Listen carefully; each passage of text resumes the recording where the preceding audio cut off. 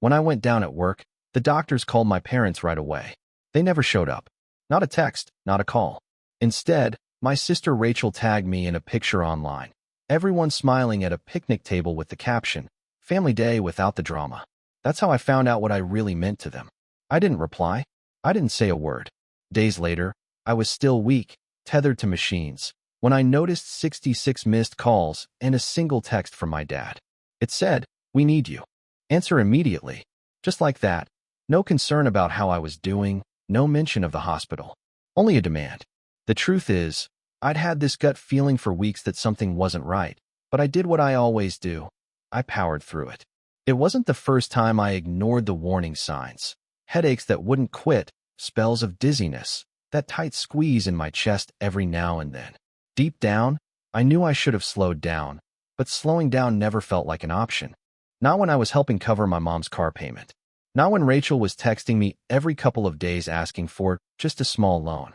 And definitely not when my dad decided his missed mortgage payments were suddenly my problem to solve.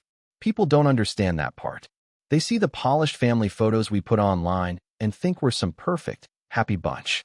They have no idea what it's like to be the only son in a house where you're always treated like an extra in your own life. My sisters, Rachel and Emily, could wreck a car and somehow still be praised for learning a valuable lesson. Meanwhile, I once won a statewide engineering award, and the only thing my mom said was, "Oh, cool. Did you thank your teacher?" I wasn't even looking for praise anymore. I just wanted something back. A little gratitude. A sign I mattered. But that was never in the cards. So I did the only thing I knew. I worked. I worked through weekends. I covered bills that shouldn't have been mine. And I convinced myself it was all fine, right up until that Wednesday afternoon. I was at my desk, halfway through preparing a big client presentation. I remember standing to grab a folder from the printer, and then nothing. Just black. When I woke up, I was surrounded by beeping machines, cold fluorescent lights, wires glued to my chest, and a nurse adjusting in for drip. It felt unreal, like one of those dramatic hospital scenes in a movie. But this wasn't dehydration or stress. This was the real, full-on cardiac event. The doctor said it could have been worse, that if I hadn't collapsed in the office where someone called 911 right away, I might not have made it. My coworkers were the reason I was still alive. The hospital staff was incredible, kind, professional, quick to act. And when they realized no one had shown up to sit by my bed, they told me they'd already reached out to my emergency contacts, my parents. So I waited. I waited 2 long days. No calls, no visits, not even a text. On the 3rd day, I woke from a nap and checked my phone, hoping maybe I'd just missed the signal. All I found was one notification. Rachel had tagged me in another Instagram post, a sunny photo of her, Emily, and our parents at the lake, grinning around a picnic table. My mom had even made her famous chicken. The caption hit harder than the heart attack ever did. Family Day without the drama. They tagged me like it was some kind of inside joke. Like I wasn't lying in a hospital bed half dead while they laughed over potato salad. I didn't answer. I just stared at the screen until it dimmed. Gramps was the one who finally sat me down and said, "Let's make a list. Every account, every automatic payment, every backdoor connection my family had into my bank account, we wrote it all down. Then, one by one, we started shutting them off. First thing I did was cancel the auto transfer to Rachel's checking account. She always swore she was just barely scraping by, always on the verge of collapse. But the same girl who couldn't pay her electric bill had somehow flown to Miami 3 separate times that year. Each trip carefully documented with poolside cocktails and beach selfies. If she could afford sand between her toes and umbrella drinks, she could damn well afford her own bills. Emily's rent deposit was next gone. My mom's car insurance? That became her responsibility again. I logged in, deleted my card information, changed the password, and left her to figure it out like every other adult. And then there was the loan. The one I'd co-signed for Rachel. She'd conveniently stopped mentioning it, like if she stayed quiet long enough, I'd just forget I was legally tethered to her choices.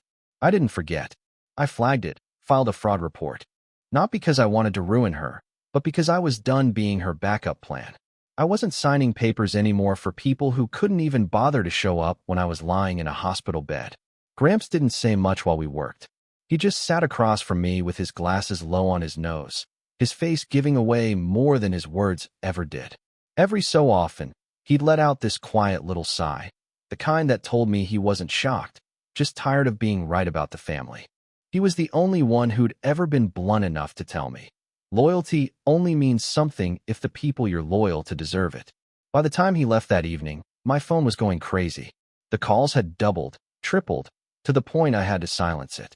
Mom had left a string of voicemails, her voice pitched in that fake worried tone, saying she had just heard what happened. Emily was blowing up my texts in all caps, like screaming through a screen would somehow make me respond faster. Rachel had gone quiet, which in her case was never a good sign. It usually meant she was scheming. Then another message popped up from Dad. This is serious. Call me now. Everything is falling apart. Still nothing about me. Not a single word about the hospital, about my health, about the fact that their son had almost died. All he cared about was the unraveling of the system they'd built around me. The first domino had toppled, and they were terrified. What they didn't realize was that I was the one who pushed it over. I was still recovering in the hospital when the fallout started pouring in. At first, it was voicemails, dozens of them. Then so many I stopped checking. Out of curiosity, I played one on speaker. It was Mom. Her voice was sharp, impatient. I don't know what you're trying to prove, but this isn't the way to do it, she said. That was her angle. Not fear, not concern, not even a hint of care. Just annoyance that the family ATM was broken. Rachel came next. No words at first, just a screenshot of her checking account balance. $29.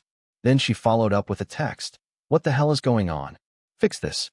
I stared at it for a second, felt anger surge, then let it go. This wasn't new. It was just louder now that the money had stopped flowing. Emily tried to play the peacekeeper. Her text was longer, softer, dripping with fake sincerity. I don't know what drama is happening, but I love all of us, and I just want peace. Please don't punish me for things I didn't do. That line made me laugh out loud, bitter and sharp. Punish her?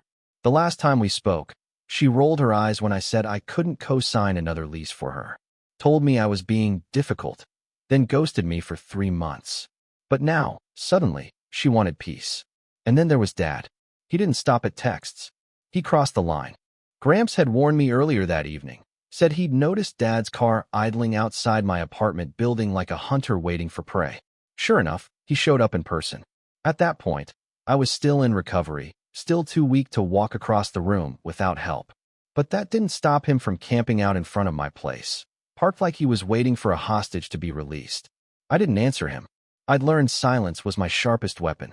Later that day, another text came through from Dad. You're about to destroy everything we've built. I hope you understand the damage you're causing. Everything we built. The audacity in that sentence made me laugh out loud. I read it twice, just to be sure I wasn't misreading. Nope. No apology. No mention of the hospital. No concern for what had dropped me to the floor and wired me up to machines. Just fear. Fear that the leverage they'd held over me for years was finally slipping away. And then came the bomb. Rachel posted a video. No music, no talking, just a slow, shaky walkthrough of my parents' house. It was completely empty. Not the we're moving some things out kind of empty. The evicted kind. The front door wide open, the living room stripped bare, dining table gone, even the damn curtains pulled down. The caption hit like a knife. They took everything. And guess who let them? I watched it once, then immediately pulled up my finance app. Mortgage account defaulted. Again. And when I scrolled deeper, the truth slapped me in the face. They'd pulled equity out of the house, not to save it, not to keep a roof over their heads, but to pay off Rachel's credit card debt and dump money into one of Emily's business ideas. A candle line? Or was it a boutique? Honestly, I couldn't even remember. What I did remember was how fast it crashed. 2 months, tops. Not 1 cent had gone to the mortgage. I had warned them a year earlier, flat out told them, that if they didn't start managing things better, I was out. They laughed it off, thought I was bluffing. So when I walked, the bank walked in right behind me. Gramps was there when I dug through the documents. I didn't even say anything at first, just scrolled through page after page, showing him the balance, the late fees, the red stamped notices I never saw because they'd all been sent straight to my parents' address. He looked once, nodded, and didn't waste words. Instead, he picked up his phone and made 3 calls. First, to his lawyer. Second, to an old buddy who specialized in estate planning. And third, to his accountant, a man I didn't even know existed until that moment. What I learned next put everything into perspective. My family hadn't just been bleeding me dry.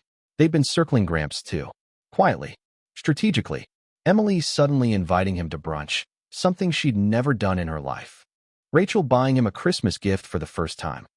Mom dropping little hints during phone calls about how he should start thinking about what's fair. He saw it coming a mile away. And unlike me, he had the foresight and the resources to prepare.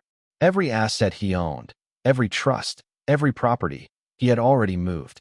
And then, after watching me unravel, after watching me collapse and still get nothing but demands, he made a choice. He moved most of it under a new name. Mine. Not as some grand gift, not as a reward, but because, in his words, I was the only one who hadn't asked for it. I had already proven, painfully and clearly, that I could survive without a dime of their help, that I didn't feel entitled to any of it. And in his eyes, that made me the only one worthy of protecting what he'd built. That night, Rachel showed up at the hospital. She wasn't on my visitor list, so security turned her away, but I saw her from the window. She was pacing the parking lot, phone glued to her ear, probably Emily on the other end, planning their next move. She wore sunglasses even though the sun was going down, like she was gearing up for a confrontation that never came. After 20 minutes, she left. I figured that was the end of it. But an hour later, my phone buzzed with one final message. The message came late that night. If you don't fix this, I swear to God, you'll regret it. No emojis. No hashtags. No fake hearts or smiley faces. Just that one cold sentence. And you know what? It didn't land the way Rachel thought it would. I didn't feel threatened. I didn't feel scared or trapped. For the first time in my life, I didn't feel anything at all. I had stopped being the son. I had stopped being the brother. I had stopped being the family's fixer. And in that silence, in that moment, I felt something I hadn't felt in years, free. That's when the knock came at my hospital door. I figured it was a nurse doing rounds. It wasn't. Instead, a staff member stepped in, looking a little uneasy. She said, "There's a woman downstairs claiming to be your medical proxy. She says she's your sister, and she needs to speak with your doctor immediately." For a second, I thought I misheard. A medical proxy? My sister? I hadn't listed anyone in my immediate family as an emergency contact. The only person with that authority was my grandfather. So I asked who it was. She checked her notes. Emily. I almost laughed out loud. Emily hadn't texted me in days. She hadn't visited. She hadn't even acknowledged I was in the hospital until I cut off her rent assistance. And now she wanted to speak for me? I told the staff flat out. No one was authorized. Not her. Not my parents. Not Rachel. No one. They nodded, reassured me, and had security escort her out before she even got close to my room. At first, I thought it was just Emily being dramatic, pulling one of her stunts. I was wrong. A few hours later, Gramps walked in. He was holding a manila envelope. He didn't say much, just dropped it on the bed and sat down like a man who'd seen this play out before. Inside were printed screenshots. An email chain. My parents in a small law firm I'd never even heard of. I read it once. Twice. 3 times. My stomach dropped lower each time. They were trying to pursue legal guardianship. Over me. The emails spelled it out clearly. They were painting me as unstable, erratic, unfit to manage my own life. They wanted to argue that my collapse, my financial decisions, even my refusal to keep funding them showed emotional volatility and a possible mental breakdown. They wanted a judge to hand over my authority, my accounts, my assets, my choices into the hands of a conservator, preferably my father. Their goal was obvious. Freeze the reversals I'd already made, reopen access to the accounts, restore the money pipeline, and take control again. The same people who couldn't be bothered to check if I was alive 4 days earlier were now working to declare me incompetent. I sat there staring at those papers. My chest felt tight, but not from the heart attack. This was something else. Betrayal doesn't even cover it. Gramps, on the other hand, was calm. Almost too calm. He told me this wasn't new. Years ago, when my uncle tried to distance himself from the family for similar reasons, my parents had floated the same idea. Back then, it fizzled out. But now there was real money at stake. Real property. And they were desperate enough to try. It hit me then. They weren't calling because they cared. They weren't worried about me. They were worried about losing their grip. I realized I'd spent my whole life waiting for them to wake up. Waiting for them to see me, to understand everything I'd given, maybe even to apologize. But they weren't waking up. They weren't going to. They were rewriting the story. And in their version, I wasn't the son who sacrificed everything. I was the villain. So I did the only thing I could. I made another list. Every shared account, every payment I had set up to help, every asset my name had ever been tied to. That evening, Gramps' lawyer came by the hospital. He already had the paperwork ready. The next morning, we filed it all. A cease and desist order against my parents and both my sisters. They were officially barred from contacting my doctors, from impersonating a medical proxy, from trying to wedge their way back in under the guise of concern. For the first time in my life, the line was drawn. The next steps I took weren't about anger. They were about protection. I put a fraud watch in place at every bank and institution where my name had ever been tied to a family member. I locked down property transfers, too. If anyone tried to move or sell an asset I had co-signed on, the system would instantly freeze it. On top of that, I had HR reroute my paycheck into a new bank account they didn't even know existed, hidden safely inside a holding trust that Gramps' estate advisor had set up for me. For the first time in my entire life, I felt like the ground under me was solid. But that feeling didn't last long. The next hit came from Emily. She posted a video online. Her mascara was streaked, her makeup smudged, the lighting awful, and her phone shaking just enough to make it look raw, like some unfiltered cry for help. It started with her sniffling into the camera and ended with her staring dead into the lens, voice trembling. She never used my name, but everyone knew who she was talking about. "There's someone in our family," she said, "who's going through something dark. We're trying to help him, but he's lashing out, hurting people. We don't want to lose him, but we can't keep letting him destroy everything we've built." Everything we've built. That phrase cut deeper than anything else. Like their little empire was some shining monument, and I was the villain who had wandered in and smashed the glass. The video spread fast. Her friends flooded the comments with sympathy. Cousins I hadn't spoken to in years started texting vague, pitying messages. Even an old coworker reached out, asking if I was okay. And Rachel? She reposted it with a heart emoji and the words, "We're all praying for peace." Peace. That wasn't peace. That was a prayer I'd cave in. Instead, I made my own move. No video, no rant, no drama. Just one photo. Me sitting up in my hospital bed next to my grandfather. No captions, no hashtags, no explanations. Just a quiet reminder that silence isn't weakness. Silence is restraint. It didn't take long. 2 hours later, my phone lit up. Rachel called. I let it ring out. Then Emily. Then my mom. One missed call after another. Finally, a text from my dad. "We didn't want it to come to this. You're forcing us to do things we never wanted to do." They still didn't get it. They still thought they were running the show, still believed they held the reins. But they had no idea what was already in motion. 2 days later, the hospital staff brought me a crisp white envelope, hand-delivered, my name printed neatly on the front. For half a second, I let myself hope it was something real, something human, maybe even an apology. It wasn't. Inside was a legal notice, a formal declaration of intent to pursue emergency conservatorship over me. I read it twice, my hands shaking a little, before I said anything. They were claiming I was mentally unfit to handle my own finances. That cutting them off, finally standing up for myself, was proof I was spiraling. They said I was emotionally distressed, unable to meet my obligations, unstable after my health scare. They weren't just trying to take from me anymore. They were trying to take everything. I called my lawyer immediately. He wasn't surprised. He told me this kind of thing wasn't unusual in toxic families, especially when someone breaks free from the chain of dependence. He warned me that they were probably trying to rush the petition through, hoping to blindside me before I even had a chance to appear in court. If they played their cards just right, and I didn't respond in time, a judge could have slapped a temporary conservatorship on me without even hearing my side. But what they didn't know was that Gramps and his lawyers were already 3 steps ahead.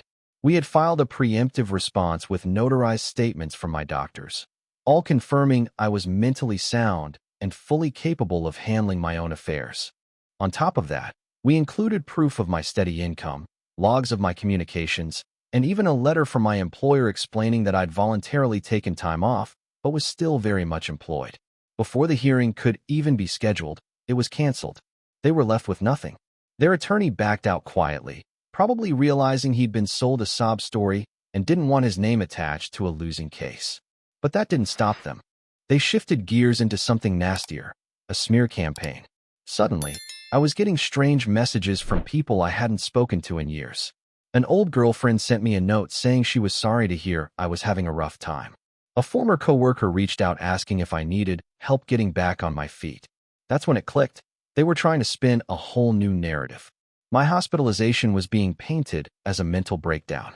My choice to go quiet was suddenly evidence that I was spiraling.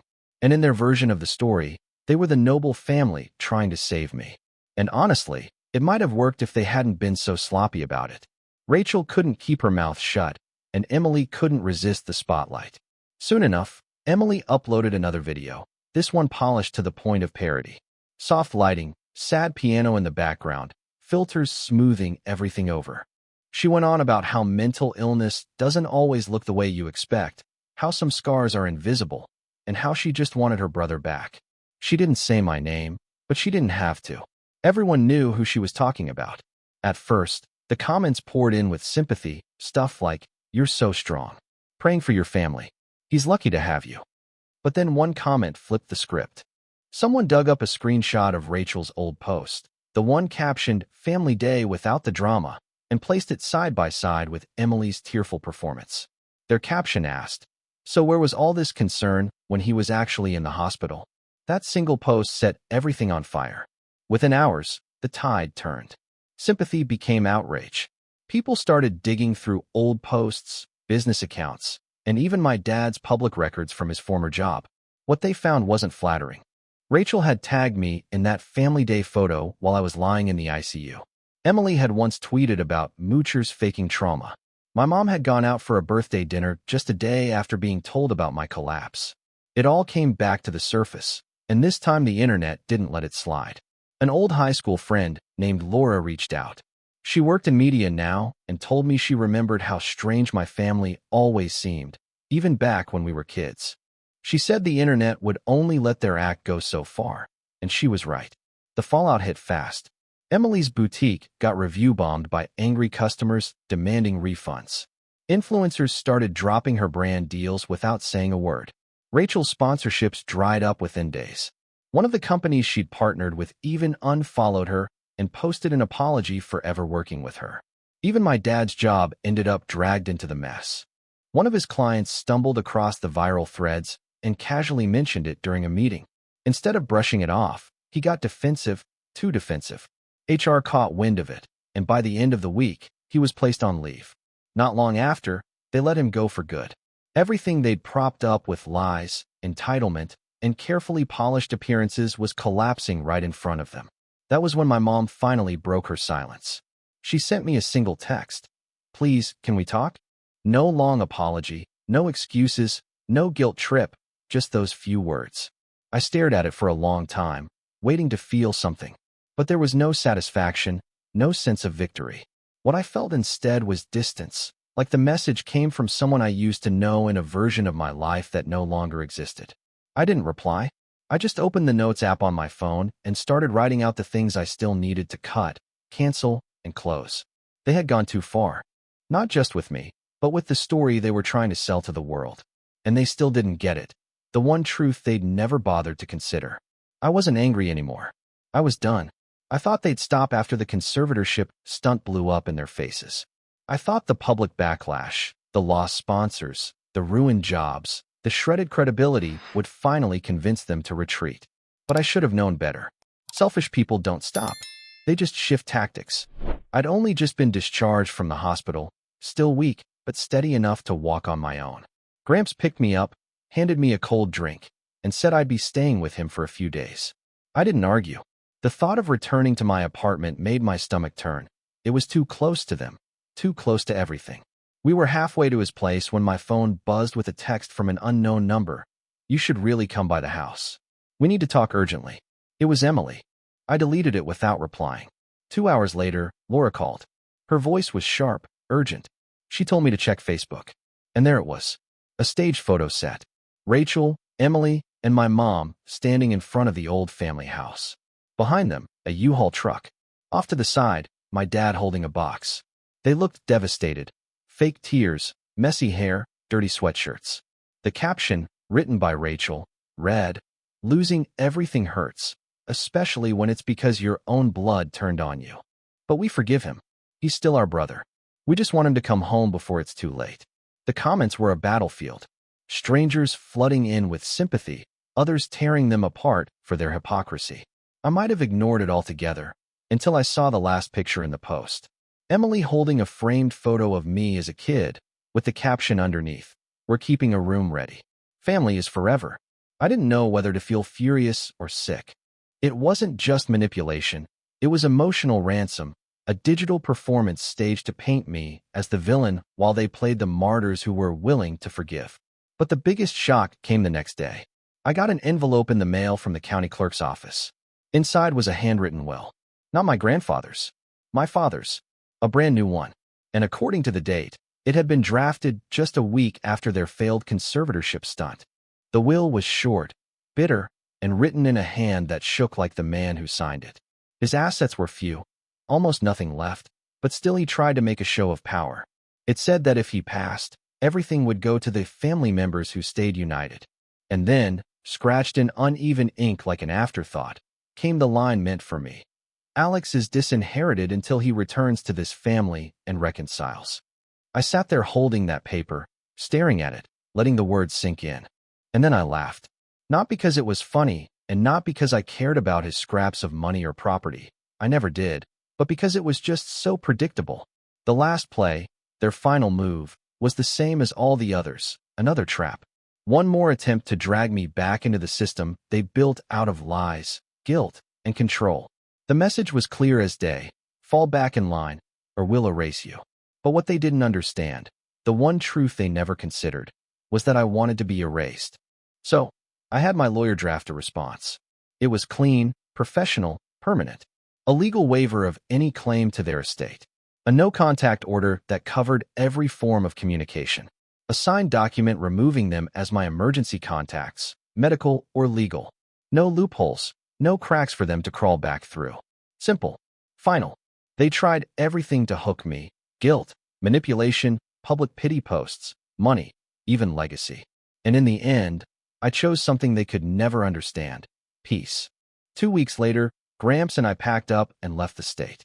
He told me he wanted to see the mountains again. We bought a small cabin just outside a quiet town where the nights were still and the mornings smelled like pine. I found a remote job, cut back my hours, and for the first time in years, I had time to just breathe, to read, to exist without the weight of their shadow pressing down on me. Every now and then, someone from the past tries to reach out. A cousin, an old neighbor, someone curious about what really happened. But I don't explain, because people like Rachel, Emily, and my parents, they're master storytellers. They've always known how to twist things until they look like the ones wounded, the ones abandoned, the ones left behind by someone cruel and broken. So I let them keep their story. They can have their lies, their pity, their audience. I don't need to correct them. I've got something better. I've got the truth. I've got peace. And peace, real peace, is worth more than being loved by people who only loved me when I was useful to them.